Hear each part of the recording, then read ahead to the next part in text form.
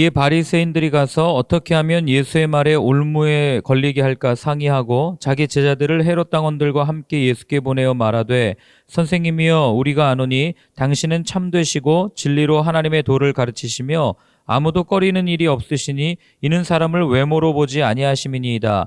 그러면 당신의 생각에는 어떠한지 우리에게 이르소서. 가이사에게 세금을 바치는 것이 옳으니까 옳지 아니하나이까 하니 예수께서 그들의 악함을 보시고 이르시되 외식하는 자들아 어찌하여 나를 시험하느냐. 세금 낼 돈을 내게 보이라 하시니 데나리온 하나를 가져왔거늘 예수께서 말씀하시되 이 형상과 이 글이 누구의 것이냐. 이르되 가이사의 것이니이다. 이에 이르시되 그런즉 가이사의 것은 가이사에게 하나님의 것은 하나님께 바치라 하시니 그들이 이 말씀을 듣고 놀랍게 여겨 예수를 떠나가니라. 아멘.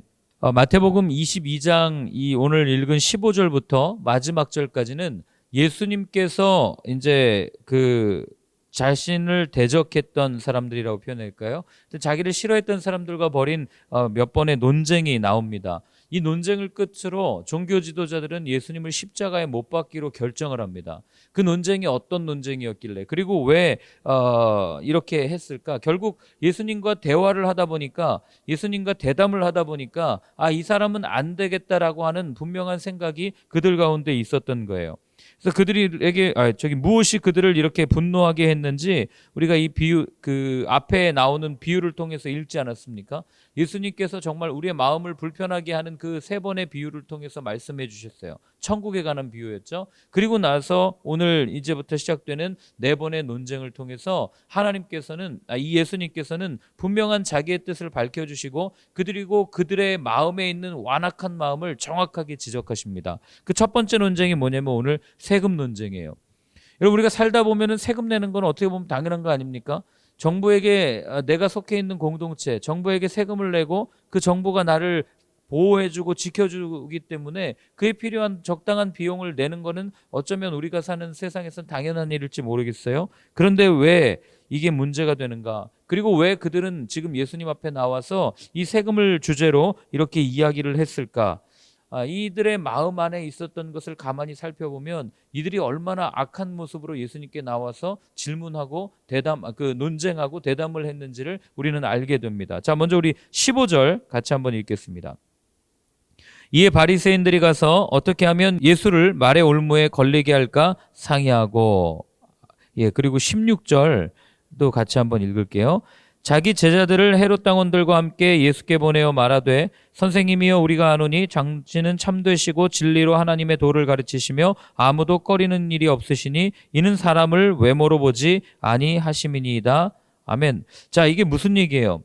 여러분 예수님께서 그동안 바리새인들과 또 사두개파 사람들, 그다음에 서기관들, 율법학자들이죠. 그리고 오늘 본문에 나오는 헤롯 당원들. 헤롯 당원이라는 얘기는 헤롯에게 이렇게 추천을 받아서 있었던 사람들을 의미하는데 이 모든 사람들을 향해서 안 좋은 얘기를 하니 이들에게는 예수님이 제거 대상 1호였을 거예요. 어떻게 해서든 제거하려고 하는데 오늘 우리가 읽은 본문에 재미난 사실이 하나 나와요. 이게 도저히 납득될 수 없는 일이었어요. 그게 뭐냐면 헤롯 당원들과 바리새파 사람들이 같이 왔다는 거죠. 이게 왜 이상하냐면 헤롯 당원과 바리새인은 하나 될래야 하나 될 수 없는 사람들이 이 사람들이었기 때문에 그래요. 정치적 입장이 다르고 신학적 입장이 너무나도 달랐던 사람들입니다. 헤롯 당원들은 주로 대제사장과 관련된 사람들이었어요. 아니 대제사장은 레위지파고 사두개파 이 계열 사람 아닙니까? 라고 물을 수 있지만 이 당시 대제사장은 여러 명이었다고 말씀드렸죠. 헤롯 왕이 자기의 마음에 드는 사람들을 자기의 이권에 맞추어서 이 적당한 사례나 아니면 이런 걸 받고 이 대제사장을 세워놨기 때문에 이 대제사장은 헤롯 당원이었어요. 헤롯의 그 눈치를 봐야 하는, 헤롯과 함께 마음을 품은, 헤롯에게 이 무언가를 제공하고 자기의 일자리를 제공받는 사람이 당시의 대제사장이었다는 거죠. 그러니 이 사람들은 헤롯에게 잘 보일 수밖에 없죠. 그리고 헤롯에게 잘 보이려고 하니 헤롯이 눈치를 보고 있는 로마 정권에도 당연히 잘 보이려고 했었고, 그리고 그 로마 정권에 세금을 내는 것에 별로 그렇게 어려움이 없었던 사람들이 헤롯 당원들이에요. 그러니 여러분 오늘 와가지고 이 바리새파 사람들이랑 왔다는 이 자체가 말이 안 되는 게, 바리새파 사람들은 이거랑 정반대거든요. 그 사람들은 어떤 사람들이에요? 이 시대가 악하다, 시대가 썩었다, 다시 말씀으로 돌아가야 된다, 율법으로 돌아가야 된다, 거룩을 중요하게 생각했고 정결을 중요하게 생각했고 율법을 중요하게 생각했던 사람들이에요. 율법에 목숨을 건 사람들이죠. 그러다 보니까 자신들을 억누르고 있는 로마 정부에 대해서 굉장히 비판적이었고 부정적이었어요. 그래서 세금을 내는 것조차도 굉장히 마음에 불편함을 가지고 있었던 사람들이 바리새파 사람들이었습니다. 이렇게 정반대의 성향을 사람들이 같이 온 거예요. 목적이 뭡니까? 자신들이 품고 있는 공동의 적, 공공의 적을 없애기 위해서 지금 여기 온 거죠. 도저히 하나 될 수 없는 사람들이 하나의 적을 물리치기 위해서 손을 붙잡고 지금 여기 나온 거예요. 우리 아는 것처럼 사두개파, 예수님 십자가에 못 박을 때도 바리새파 사람들과 사두개파 사람들이 손을 잡고 오잖아요. 이 둘도 역시 손을 잡을 수 없는 사람들이거든요. 그런데 왜 이들은 이렇게 나왔을까? 여러분, 이게 불의한 사람들의 특징이에요. 불의한 사람들은 어떤 특징을 갖고 있습니까? 자기 이득에 따라 편을 만들어요. 내가 어떻게 이 사람과 손을 잡아야 될까? 어떤 사람과 타협을 해야 될까? 어떤 사람과 함께 이 일을 해야 될까? 이걸 늘 고민하는 사람들입니다. 여러분, 느헤미야서에서도 봤잖아요. 암몬 사람 도비아가 어떻게 합니까? 그 주변에 있는 모압 사람이라든지 이런 사람들과 손을 붙잡고 이 느헤미야를 굉장히 여론을 안 좋게 만들려고 그렇게 하고 또 왕에게 상소도 하고, 그리고 또 그걸로 모자라서 같은 예루살렘 안에 거하는 유대인들 사이에 이 음모, 이 잘못된 소문들을 막 퍼뜨려 가지고 말이에요. 그래가지고 그 공동체를 분열시키고 하는 모습들을 우리가 느헤미야 때 읽지 않았어요? 소문을 내고 저 소문 내고 이 소문 내고, 결국에는 내 편이 되지 않으면 적으로 규정하고 공격하잖아요. 도비아가 얼마나 그 느헤미야를 회유합니까? 같이 손을 잡자, 우리 땅을 갈라먹자, 너 혼자 거기서 어떻게 잘하겠냐, 우리 힘을 합쳐가지고 이 지역을 좀 발전시키자, 이런 얘기들을 안 했겠어요? 그런데 느헤미야가 그걸 거절하죠. 그러니 어떻게 해요? 암살하려고 하고 적으로 규정하고 공격하는 그런 모습들을 보게 됩니다. 여러분, 어떻게 해서든지 주변에 있는 사람들에게 자신이 공격해야 될 대상에 대해서 흉을 봐요. 욕을 한다고요. 뒤에서 막 이런 말 저런 말 하고 다닙니다. 그래서 그걸 듣는 사람들이 이 사람에 대해서 그 색안경을 끼고 상대를 보게 만들고, 그리고 공동체를 분열시켜요. 이게 불의한 사람들의 특징인 거예요. 복음서에 나오는 사람들의 모습이 다 이래요. 그리고 자기들의 의견에 동조하지 않으면 상대를 적으로 규정하고, 그리고 또 어디 가서 그 사람에게 얘기해서 또 자기 의견에 동조하지 않으면 그 사람이랑 또 다퉈요. 그리고 또 적으로 만들어요. 정작 앞에서는 이야기도 못하고 뒤에서 그 모습이 오늘 16절에 똑같이 나오잖아요. 제가 다시 한번 읽어드릴게요. 자기 제자들을 헤롯 당원들과 함께 예수께 보내어 말하되, 선생님이여, 우리가 아노니 당신은 참되시고 진리로 하나님의 도를 가르치시며 아무도 꺼리는 일이 없으시니 이는 사람을 외모로 보지 아니하심이니이다. 이게 무슨 얘기예요? 지금 예수님 앞에 나와서 그 앞에서는 우리 소위 속된 표현으로 살랑살랑 거리는 거예요. 이 앞에서는 말도 못해요. 오늘 뭐라고 얘기해요? 참되시다고 얘기해요. 진리로 하나님의 도를 가르친다고 얘기해요. 그리고 또 사람을 외모로 보지 않는다고 얘기해요. 여러분, 사람을 외모로 보지 않는다는 건 이 사람들에게 있어서 지금 누구를 표현하는 거예요? 하나님이 그러셨잖아요. 율법에. 나는 사람의 겉모습을 보지 않는다. 이 얘기를 자기들은 알고 있었다고요. 그런데 그걸 지금 예수님한테 하고 있는 거예요.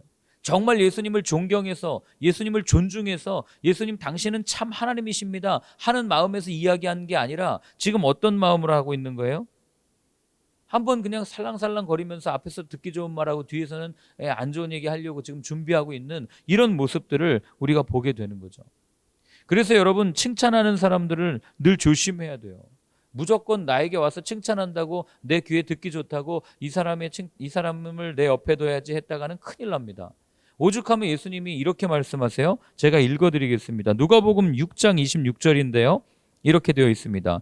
모든 사람이 너희를 칭찬하면 화가 있도다. 그들의 조상들이 거짓 선지자들에게 이와 같이 하였느니라. 이게 예수님이 보여주신 칭찬에 대한 태도예요. 이들도 마찬가지였어요. 이렇게 예수님을 칭찬했더라면 와가지고 예수님 당신을 우리 메시아로 인정합니다. 하나님의 아들로 우리가 섬기겠습니다. 주님, 우리에게 가르쳐 주십시오. 이렇게 하고 나오는 게 정상이지 않겠어요? 이렇게까지 고백했는데. 그런데 이들이 지금 나와서 뭐 하는지 아세요? 예수님을 시험해요. 예수님을 테스트한다고요. 뭐라고 테스트하느냐면 이들의 그 마음, 그 쭉 복음서에 나타난 이들의 의중을 보면 내가 당신과 함께해도 되겠습니까? 당신이 정말 하나님의 아들 맞습니까? 당신이 능력을 가진 사람이 맞습니까? 기적을 좀 보여주십시오. 표적을 보여주십시오. 당신 자신을 좀 증명해 보십시오. 이런 이야기들을 이들이 이런 마음을 품고 예수님 앞에 나와서 했다고 하는 거죠. 자, 17절 한번 같이 읽습니다. 그러면 당신의 생각에는 어떠한지 우리에게 이르소서. 가이사에게 세금을 바치는 것이 옳으니까 옳지 아니하니까. 이렇게 묻는 거죠. 자, 그러니까 이게 왜 지금 와가지고 예수님 앞에 칭찬했으면 정중하게 예수님 내가 이게 모르는 게 있는데 이걸 좀 가르쳐 주십시오. 어떻게 하는 게 더 믿음의 사람으로 사는 게 맞겠습니까? 이렇게 질문한 게 아니었어요. 우리가 지금 세금을 내야 되는데 이 세금을 내는 게 옳습니까? 옳지 않습니까? 그걸 지금 묻는 거예요. 그런데 여러분 이들에게 세금 내는 게 사실 뭐 국가가 있으면 당연히 성전세도 내고 다 냈잖아요. 이스라엘도. 근데 왜 이게 문제가 됐을까? 이 당시에 로마 정부에 냈던 세금은 이 인두세라고 사람당 얼마씩 내는 돈이에요. 그런데 이 돈을 로마의 돈으로 로마의 화폐를 가지고 지불을 해야 했다고요. 그런데 그 로마의 화폐에는 누가 이렇게 그려져 있었냐면 황제의 얼굴, 티베리우스 황제의 얼굴이 이렇게 그려져 있었어요. 그리고 거기 위에 뭐라고 써 있냐면 이렇게 써 있어요. 티베리우스 시저, 아우구스투스 신의 아들이며 대제사장 이렇게 써 있는 거예요. 그러니까 그 동전 안에 이들이 가장 중요하게 생각하는 하나님에 대한 첫 번째 계명을 어기는 문구가 거기 써 있는 거예요. 티베리우스 황제가 신의 아들이다. 신이다. 이 고백을 하는 거죠. 이들에게 신은 오직 하나님밖에 없는데 그런데 세금을 바치려고 하다 보니까 그 세금에 적혀있는 문구와 그리고 그 세금을 내야 하는 그 정부가 우상을 숭배하는 나라이다 보니까 이걸 어떻게 해야 되는가 하는 늘 갈등이 이들 가운데 있었던 거예요. 그러면 아까도 말씀드렸지만 예수님 우리가 이런 고민이 있습니다. 이거 세금을 내는 게 정말 맞습니까? 이런 태도로 묻는 게 정상이지만 이들은 그렇지 않았어요. 왜요? 여기에는 의도가 있었기 때문에 그렇습니다. 어떤 의도입니까? 보세요. 만약에 예수님이 세금을 내는 게 옳습니까? 아니면 안 내는 게 옳습니까? 했을 때 내는 게 옳다라고 하면 어떻게 되는지 아시죠? 어떻게 되겠어요? 로마 정부에 이렇게 힘을 합쳐가지고 매국노 프레임을 씌워놓을 거 아니에요. 예수님한테. 거봐라 저자가 세금을 내는 게 옳다고 했다. 로마 정부에 뭔가 이 끈이 있는 거야. 저 사람은 로마 정부의 이 끈아풀이다. 이런 프레임 씌워가지고 그런 여론을 조장할 거 아닙니까? 그리고 만약에 세금을 내지 말라고 하면은 이 헤롯 당원이 또 어떻게 고발하겠어요? 로마 정부에다가 이 사람은 이 반역죄다. 이 선동하고 있다. 이런 얘기하면서 또 고발할 거 아닙니까? 그러니까 이들은 헤롯 당원과 바리새인이 같이 왔다는 얘기는 빠져나갈 수 없는 그런 그물을 지금 예수님에게 던져버린 거예요. 그리고 나서 예수님에게 물은 거예요. 당신은 어떻게 대답하는지 내가 보겠다. 그리고 당신은 이렇게 대답해도 잡히고 이렇게 대답해도 잡힌다. 지금 그런 의중을 가지고 묻는 거죠. 그렇기 때문에 여러분 우리의 삶에서도 마찬가지예요. 항상 누군가를 테스트하는 사람에게는 의도가 있어요. 여러분 시험 문제 낼 때도 출제자의 의도가 있는 거 아니에요. 의중이 있는 거 아닙니까? 왜 그걸 풀게 하는지 그걸 알면 우리가 풀 수 있는 거 아니에요? 예수님은 이 의중을 아셨어요. 이들의 테스트하고 싶어하는 이 마음을 모를 리가 없잖아요. 그래서 예수님이 이렇게 묻습니다. 18절부터 20절까지 읽겠습니다. 예수께서 그들의 악함을 아시고 이르시되 외식하는 자들아 어찌하여 나를 시험하느냐 세금 낼 돈을 내게 보이라 하시니 데나리온 하나를 가져왔거늘 예수께서 말씀하시되 이 형상과 이 글이 누구의 것이냐. 자, 예수님께서 정확하게 아셨어요. 이 악한 사람들아 왜 너네는 나를 지금 시험하냐 나를 테스트하냐 지금 그걸 묻고 있는 거예요. 예수님이 오죽 답답하면 얼마나 안타까우면 이렇게 묻고 있겠어요? 그리고 나서 하시는 말씀이 세금 낼 돈을 내게 보여라 그렇게 얘기하시는 거죠. 돈 좀 가지고 와봐라. 그랬는데 이들이 가지고 옵니다. 데나리온 하나를 가지고 와요. 로마 돈이었거든요. 그걸 가지고 나서 보여줍니다. 그때 예수님이 물어요. 이 여기에 새겨져 있는 형상과 여기 써 있는 글은 누구의 것이냐 누구냐 이걸 묻습니다. 그러자 이들이 답해요. 21절입니다. 이르되 가이사의 것이니이다. 이때 이에 이르시되 그런즉 가이사의 것은 가이사에게 하나님의 것은 하나님께 바치라 하시니. 명답이죠. 이들에게 물어요. 이게 누구 거냐? 그랬더니 대답합니다. 가이사의 것입니다. 예수님 별말 없이 가이사의 것은 가이사에게 내라. 하나님의 것은 하나님께 바쳐라. 헤롯 당원과 바리새인들 둘 다에게 모두가 충족할 수 있는 정확한 말씀을 이렇게 분명하고 단순하게 답을 주시는 거예요. 여러분, 우리가 읽은 이 19절부터 21절 보면 사실은 이들의 의도가 이 안에 다 들어있어요. 이들이 어떤 마음을 가지고 예수님께 나와왔고, 아까 제가 얘기했죠, 두 가지 이거 하는 거. 그리고 이들의 질문과 대답 속에 예수님께서 이미 이들에게 답을 다 주셨어요. 자, 왜 그러냐면요, 예수님이 돈을 꺼내라고 그럽니다. 돈을 좀 가지고 와봐라. 이들이 돈을 꺼냅니다. 주머니에서 꺼냈겠죠. 동전을 꺼냅니다. 그런데 그 동전을 꺼내는데, 동전을 꺼내는 주체가 예수님이에요, 이 사람들이에요? 이 사람들이 꺼내잖아요. 여기에 답이 있어요. 그게 뭐냐면, 자 보세요. 예수님이 동전을 꺼내라 해서 꺼내죠. 여기에 새겨져 있는 형상이 누구의 거냐? 가이사의 거다. 그럼 지금 그 가이사의 형상, 우상의 형상을 누가 품고 다닌 거예요? 질문하는 사람들이 품고 다닌 거라고요. 예수님이 품고 다닌 게 아니에요. 이해가 되십니까? 그러니 여러분 보세요. 누구보다 현실과 상황에 적응해가지고 로마의 체제에 순응해가지고 지금 로마의 체제 아래서 사는 사람들이 누구냐면 예수님이 아니라, 예수님 앞에 나와서 세금을 내야 됩니까? 라고 묻는 예수님을 시험하던 사람들이었다고요. 그러니 예수님께서 하신 이 답, 가이사의 것은 가이사에게, 하나님의 것은 하나님께 드려라라고 말씀하신 이거를 복음서를 종합해서 우리가 생각해 보면 이렇게 해석할 수 있어요. 누구든지 황제와 하나님 사이에 섬길 자를 선택해야 된다. 누구도 두 주인을 섬길 수 없다. 그 얘기를 하시면서, 그런데 너희들은 편한 대로 타협해놓고 돈을 선택하지 않았냐? 그러면 하나님께 드려야 할 것은 어떻게 되었느냐? 지금 그 질문을 이 답 안에서 하고 계시는 거죠. 하나님께 속한 것을 삥땅 치지 말고, 속이지 말고 하나님께 드려라. 지금 그 얘기를 하고 있는 겁니다. 왜요? 자기들은 하나님 앞에 어떤 것도 내어놓지 않으면서 하나님을 따른다고 이야기하면서 로마 정부의 세금은 꼬박꼬박 내야 하는 그런 이들의 모습을 예수님께서는 정확하게 고발하신 거예요. 이거 제가 추측하는 것 같습니까? 아니에요. 성경 한번 찾아보실래요? 누가복음이거든요. 16장 13절부터 14절이에요. 누가복음 16장 13절 14절 같이 읽겠습니다. 집 하인이 두 주인을 섬길 수 없나니 혹 이를 미워하고 저를 사랑하거나 혹 이를 중히 여기고 저를 경히 여길 것임이니라. 너희는 하나님과 재물을 겸하여 섬길 수 없느니라. 바리새인들은 돈을 좋아하는 자들이라. 이 모든 것을 듣고 비웃거늘. 자, 뭐라고 되어 있습니까? 두 주인을 섬길 수 없다라고 이야기하면서 바리새인들이 돈을 좋아했다, 좋아하는 사람들이다, 이렇게 얘기한 거예요. 여러분, 돈을 좋아하는 사람들이 돈 안 가지고 다니겠습니까?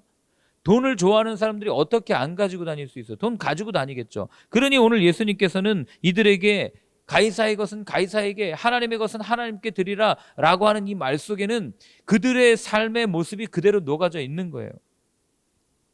예수님께서는 그들의 외식을 들추어 내신 거죠.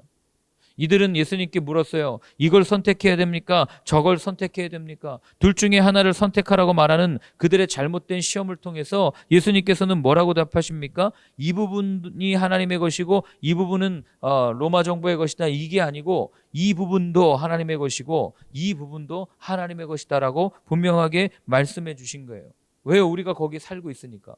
세상에도 속하고 하나님께도 속해서 이 공존하면서 이 땅에서 살고 있잖아요. 그러니까 우리는 이 세상에 속해 있지만, 세상의 지배를 받고 있지만, 그러나 세상에 속하지 않은, 그리스도는 결코 세상에 소유될 수 없는 존재다라는 것을 예수님께서는 오늘 우리에게 이야기를 해주시는 거예요. 그러니까 22절에 보면 그들이 이 말씀을 듣고 놀랍게 여겨 예수를 떠나가니라 이렇게 표현하고 있는 것 아니겠어요? 여러분, 오늘날에도 보면은 이렇게 사는 사람들이 많아요. 뭐 일례로 이런 거 있죠. 우리가 이제 민주주의 살고 자본주의에 살고 있지 않습니까? 그래서 여기에 살고 있는데 이 체제를 엄청나게 비판해요. 그러면서 자기는 정작 이 틀 안에서 살고 있어요. 그리고 이 틀 안에서 수많은 혜택들을 누리고 있어요. 그럼에도 불구하고 불평하면서 공동체를 욕합니다. 이게 그냥 오늘날의 시대 속에서 일어나는 일들 빼고 그냥 우리 안에서 일어나는 일들을 생각한다면, 여러분, 내가 어떤 공동체에 속해 있어요. 그런데 그 공동체 욕을 엄청 하고 다녀요. 내가 이게 불평이다, 불만이다 그렇게 얘기하고 다녀요. 그런데 자신은 정작 그 공동체에 속해 있어요. 여러분, 그러면은요, 그냥 다른 공동체 가는 게 정직한 거예요. 오늘 예수님께서 이들에게 말하는 사람들, 이 표현한 사람들은, 아니, 예수님 싫으면 그냥 떠나가면 돼요.